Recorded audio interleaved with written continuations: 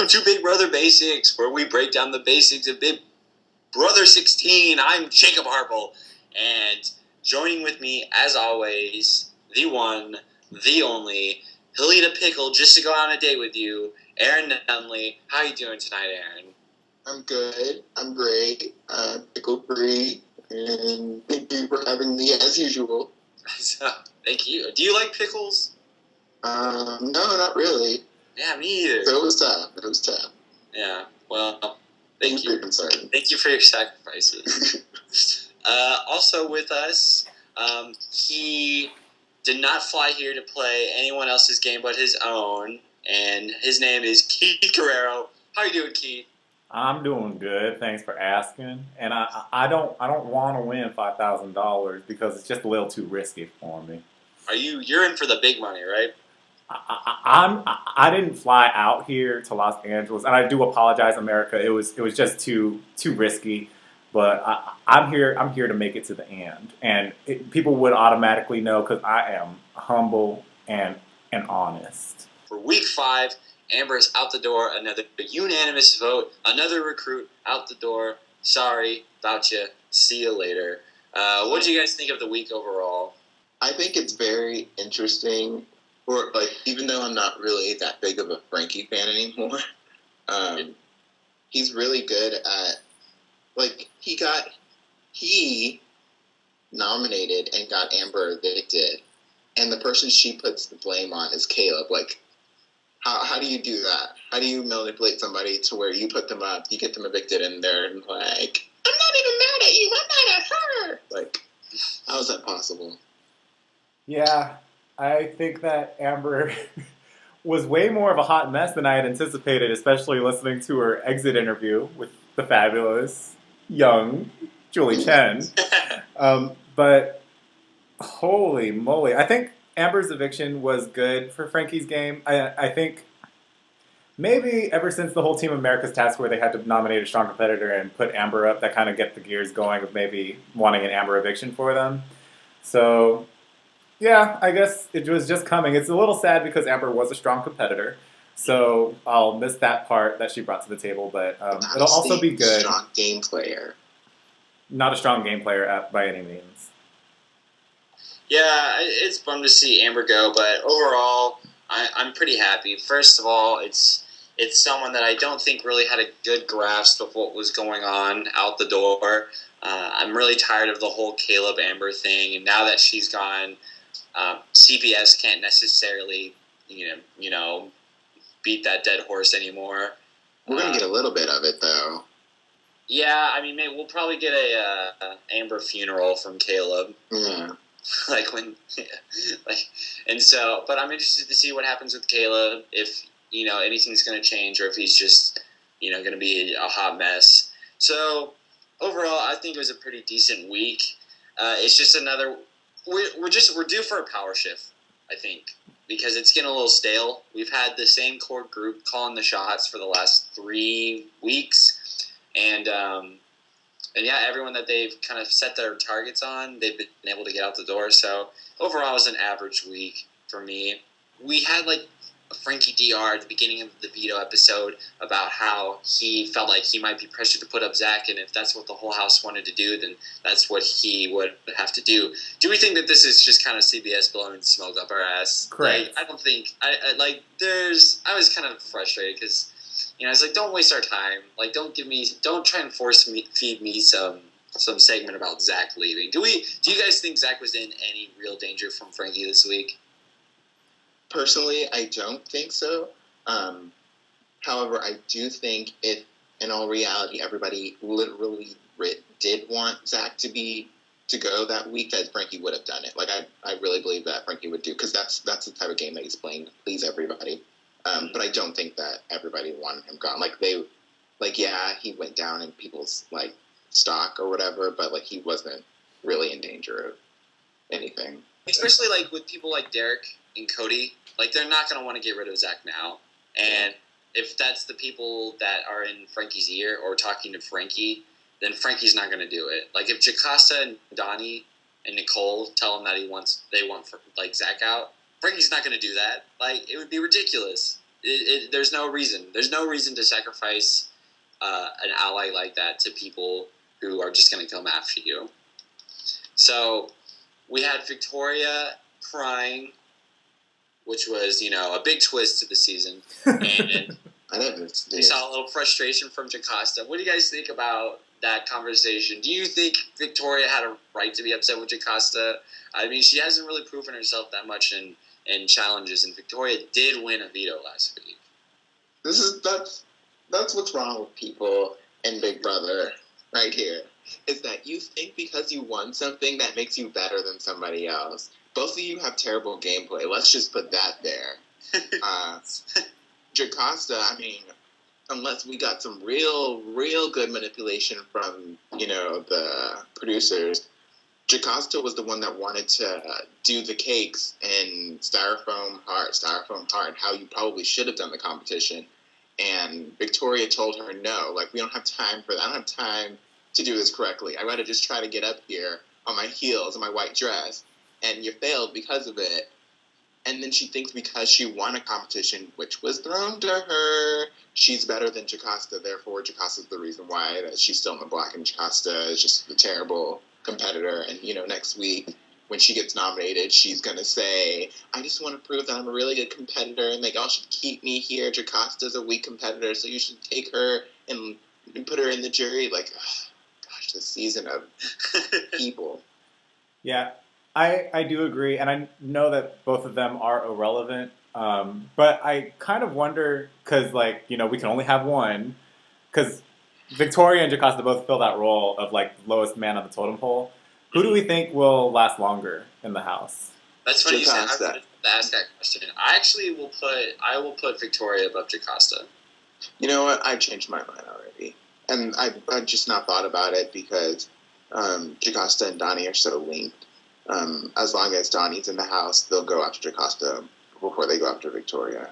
Yeah, I think both of them have basically solidified their position as the go-to pawns. It's just that I feel that if the detonators remain in power, or at least, Derek or Frankie, then they're going to keep Victoria because they manipulate her. They feel like they can control her, whereas Jocasta has more of that I think resistance to her, which is why I would put Victoria above Jocasta as far as survivability. That is true, because Jocasta was with Donnie and voting in the minority. Only once this season has some people voted in the minority, and they're obviously on the outs, Donnie and Jocasta. So I would agree with that sentiment. I also think Victoria, despite being clueless, is pretty good at having absolutely no relationships with anybody in the house. She's really good at just, being a terrible player. So that works to her advantage, because people think that they can just go up to her with, random requests whenever they need her. Whereas with Jocasta, she at least has a friend in Donnie, which is in the end going to work against her. Yeah. Yeah, I mean, you have to work to be that bad. So my hat's off to Victoria. She's not been just sitting around this summer. She's been working. She's like, how useless can I be in this game? How can I make myself the most useless house guest to ever come on this show? So we have her combo with Hayden, which will kind of lead me into my next topic. So I don't know. I was a little frustrated. I guess I shouldn't say frustrated with Hayden, but when he's talking game to Victoria and basically asking her, hey, if you get house guest choice during the veto draw, you should pick me because I will use the veto on you. You can just say that to her. You just say it. You don't have to be like, listen, Victoria, here, let me put my arm around you. Let's huddle up so we can discuss this plan. Because then you've got Nicole and Christine, who are just kind of well, I mean, they're obviously talking game. They have to be talking something. You think he's just got his arm over her saying, hey, do you think maybe we could make some slop balls later tonight? No, he's talking game. Do you think that was a big deal, or am I just blowing this out of proportion? Well, now that the Amber love triangle is gone, they need to find another love triangle, so they're just trying to recreate it with Hayden, Victoria, and Nicole. And we all know, Jacob, that you love Nicole, so you'll always come to her defense and saying that Hayden's not allowed to put his arm around Victoria, but that's okay. That's neither here nor there. But was it awkward? Yes. Was it not needed? Probably not. are you making a big deal out of nothing? Yes. So, I mean, like, it didn't even matter. You're right there with Nicole. You're sitting in the hammock with Nicole, and both of you are like, what, are they kissing? Oh my God, no. Like, let it go. My next topic was about the Nicole DR, and I just want to say, because I know that you guys understand how much I like Nicole, I was very upset with Nicole because I thought it was a very catty DR about how, like, he better not like her, or I wonder if he likes her. Be like, Nicole, you're falling into this. You're falling into this, like, Danielle Murphy character. Like, this does not need to be happening. You should be focusing on the game, not whether or not your boy toy is talking to another girl. I was very disappointed with that DR, and Don't just blame it on the DR. She said it to his face. Yeah, I mean, especially in the DR, though, she said something like, I would be really upset if he liked her, or something like that. It was something very useless strategically, and so that was very upsetting, and it's just my stock in Nicole is declining. Caleb. Let's talk about Caleb and Amber this week. So, hopefully for the last time. We never know. There's still some cake in my store. I don't think I've ever seen someone get so manipulated. It wasn't even manipulation. It was just like, I don't know. Like, they just completely turned Caleb against Amber, and it was so easy. They just took these little problems that he had with her and just use that to make it think like, oh, you know what? I'm gonna put her on the block and scare her.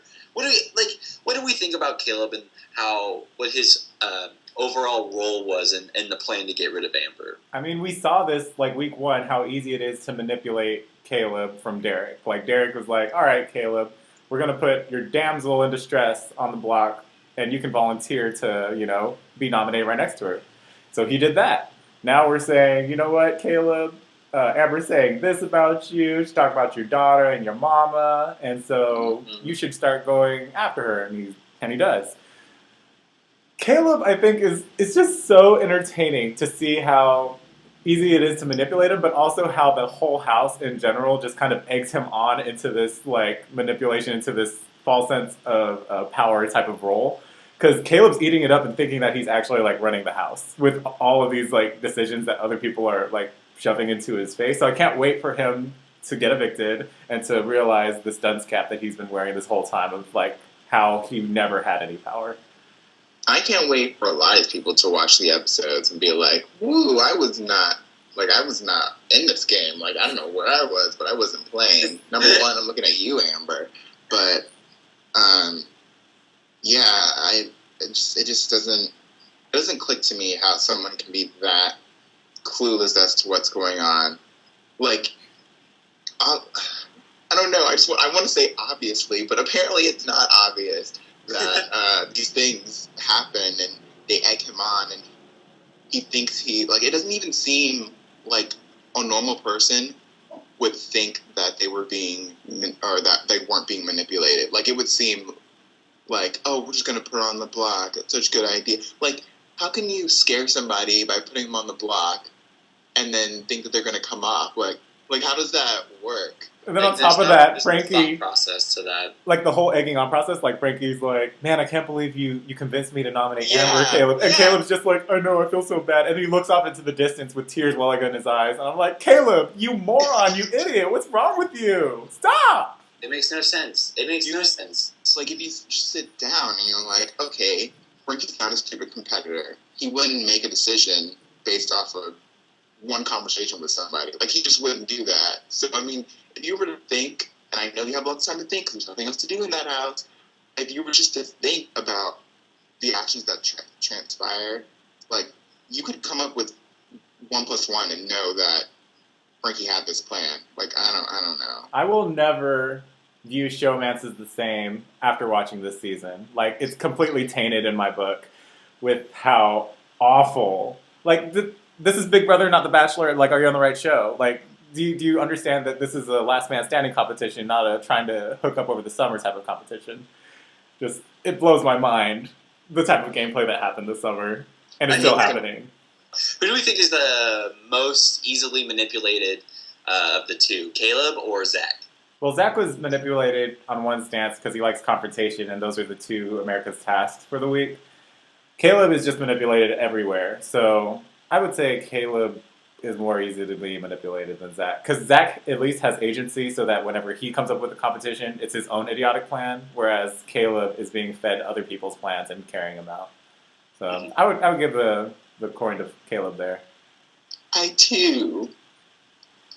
Well, yeah, I would give it to Caleb as well. So my next thing I wanted to talk about was Christine, but I think to avoid like just consistently talking about my frustration with players, I'm gonna first ask, what do we think of Frankie so far? Do we think he is kind of being pitted into this villain as a role, or a role as a villain? And do we think that he's doing a good job at this role? Do we think he makes a good villain? I definitely don't like him, so he's doing a good job in my book. There you go, right? I see. It's weird for me because I don't like. I don't know how I feel like or dislike for Frankie. He's playing a decent game, and it's basically a cutthroat game, and I definitely respect that. It just sucks when you like some people in the house and he goes after them with like no remorse, like the way he treated Brittany when she was talking to him in confidence, and then he goes and talks about it to whoever she was talking about, Cody. So I mean, I don't hate him. Like, there's no reason for me to not like him besides the Jocasta thing that he said. But that wasn't on the show or anything. But yeah, I mean, I don't. What do you say about Jocasta? I don't know. He just basically, I can't remember what the conversation was, but it, like at the end of it, it was just like she can die or something. I can't remember what it was, but people were like flipping out about it. I'll get back to you on that. Yeah, I feel like I'm always on the fence with Frankie. Like one week I acknowledge that he's playing a good game. The other week I'm just kind of sick of him. So right now I'm on the fence. I think he makes for a good villain. The problem is that CBS is a little hesitant to give him that full edit, to really commit to that edit. I think because they want that Ariana Grande like fan support or something like that maybe. But I don't know. I think this season has a lot of really good potential villains. I mean, there's Caleb to an extent, and then I would consider Frankie a villain. I think Derek has the works to be a villain. He just has to commit to it. I don't know. What do we think? I don't know. They should want a villain. I mean, after Devin left, after he was the villain, you would think that they would, pull someone else as the villain. They're trying to make Zach a villain, kind of, but it's not going to work because he's more like a minion than he is a villain. But also, he's just like, he can be really funny, and then like even his villainous things are just goofy, and they're not really like, oh, that was just brutal. Like it was like we were just confused as to what he said at the nomination and veto ceremony because it was just so awkward, not really villainous to me. Derek or Frankie would make better villains, but they don't want to give him that, especially with Team America. So. But I get a very, correct me if I'm wrong, I get a very Dr. Will vibe from Zach. He's just not on the same strategic potential as Dr. Will. But his demeanor and like the way, like the joking, but also being very villainous in a way, I think is very Dr. Will. Zach doesn't have any tact or charm that Will had, and that was essential for Will's game. No tact, Zach attack? No tact, Zach attack. No to tact. No, I agree with that. And at first I was offended that you compared them two together. He's not the first person to compare them. I just meant like personality-wise. Strategically, obviously not. I hate Zach's game. The difference between the two, though, is like, Will would say it to your face to vote him out, and they wouldn't vote him out. Like, Zach is like, I'm going to stay this week, I'm going to stay this week. So there is different mentalities as far as them staying in the game. The whole, like, I hate all of you is just a facade of Zach's. Like, that's not That's obviously not the case. Otherwise, he's on the nomination chair every single week, and he wouldn't be a part of the Detonators Alliance. The gameplay is very different, and Zach's way more of the best than Will. But in comparing players, and this is probably why, going back to Frankie, I'm frustrated not only with him but with the house, is that he's very Andy, where he's going to smile to your face and stab you in the back and not like say a word or not feel any sort of remorse. But what's so frustrating is that was last season. Like, it was literally a season ago, and if you'd done any sort of research, then you'd be able to see that that's the type of game Frankie's playing. But everybody inside the house is just a clueless mess and just aren't going to learn from Big Brother history. So here we are going to have another Frankie, another Andy winner. Open up your BB history book.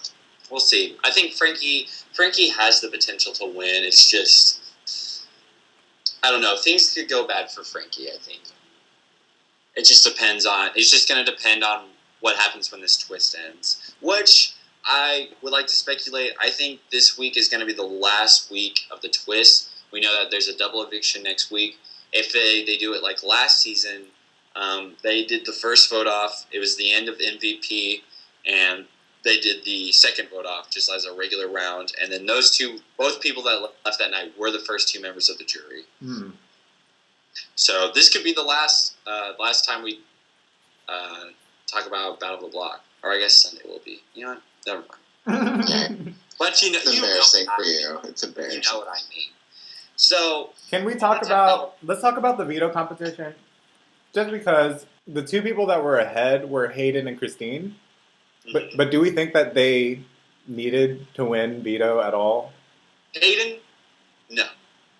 Well, you could argue Hayden needed to win because it could have really solidified a connection with Victoria if he knew he was going to use it on Victoria. But the problem with that is I feel like Victoria would always just run to the person that'll give her a bone.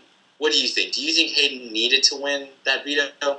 I mean, in my opinion, Hayden and Christine are playing the best floater games, so them winning competitions in general, I think, shouldn't happen at all. And I feel like the only reason why Hayden would never want to make Nicole's game in jeopardy. So he had to be in the loop with this whole backdoor plan of Amber from the get-go, before veto even started, and before he even approached Victoria to you say that he would use a veto on her. So in my opinion, that meant that Hayden had a good game going on, and maybe he could win veto just to prove he could win a competition. But like, did he need it? Absolutely not. Did Christine need it? No. In my opinion, not. She didn't need it either. Like, I don't know. It's like it's the theme of people wanting to prove themselves when, like, hey, you just play, like, if you're playing the game well, then there's no sense in, like, proving yourself in competitions, especially to make a target on your back that wasn't even there to begin with. I think if you're going to win a competition, the best time to win it is during, like, a week when Derek won it, where everybody wants Devin gone, or a week or like a veto, like last week, where they want the veto to be used to backdoor somebody. I mean, Hayden won the veto. He got favor with Victoria. He got favor with the people who wanted somebody vetoed. The only person he didn't get favor with was the person who ended up leaving. So, I mean, I feel like that's the perfect time for somebody like Hayden or Christine to win a competition. I agree with that. I also agree with what you brought up, Keith, this kind of weird mindset of I have to show the house how great of a competitor I am. No, you don't. You don't have to show the house that.